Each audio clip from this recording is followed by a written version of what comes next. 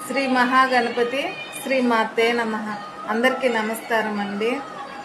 జీవితంలో ఎటువంటి కష్టాలు ఉన్నప్పటికీ అవి గమ్యస్థానానికి చేరుకునే ఆస్కారం మనకు కనపడదు. అటువంటప్పుడు దైవారాధన అనేది మేలు కలుగు చేస్తుంది. దైవాన్ని నమ్ముకొని చెడిపోయిన వాళ్ళు జీవితంలో ఎన్నడూ మనం వినలా.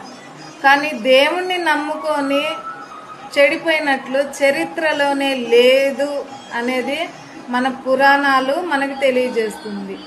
రావు కాలంలో అమ్మవారి దీపారాధన అనేది ఖచ్చితంగా చేయండి.